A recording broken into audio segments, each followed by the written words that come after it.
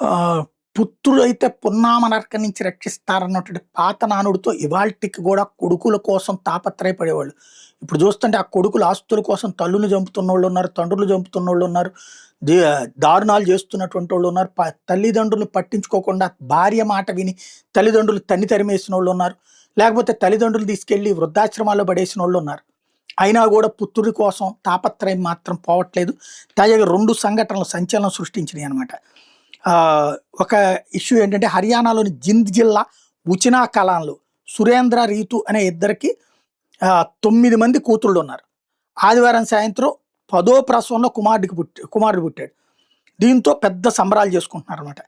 ఓవరాల్‌గా 12 మంది సోదరీమణులకు తమ్ముడు పుట్టాడంటూ ఆ ఉమ్మడి కుటుంబం మొత్తం సంబరాలు మునిగిపోయి వెళ్తుంది. సురేంద్ర రీతుల పెళ్ళై 24 ఏళ్ళు. 24 ఏళ్ల నుంచి 12 మంది ఆడపిల్లల్ని గాని, అందులో 3 చనిపోయారు, 9 మంది బతికున్నారు. ఇప్పుడు అబ్బాయి పుట్టాడోటి సంతోషపడిపోతున్నారు. అబ్బాయికి దిల్‌కుష్ అని పేరు పెడతారట. ఇకపోతే అదే రాష్ట్రంలో ఇంకొక ఇదేంటంటే ఫతేహాబాద్ జిల్లా బునాలో సంజయ్, సునీత అనే దంపతులు మొన్ననే నేను చెప్పా. 10 మంది కూతుళ్ళున్న తర్వాత మొన్న మొదటి వారంలో కొడుకు పుడితే రోజు కూలీగా పనిచేస్తున్న ఇతనికి చివరికి ఆ కూతుళ్ళ పేర్లు కూడా గుర్తులేదు మీడియా అడిగితే. ఆ రోజు నేను ఆ వీడియో కూడా ప్రొజెక్ట్ చేశాను. 19 ఏళ్లకి గాను 10 మంది కూతుళ్ళ తర్వాత కొడుకు పుడితే సంబరం చేసుకున్నటువంటి పరిస్థితి.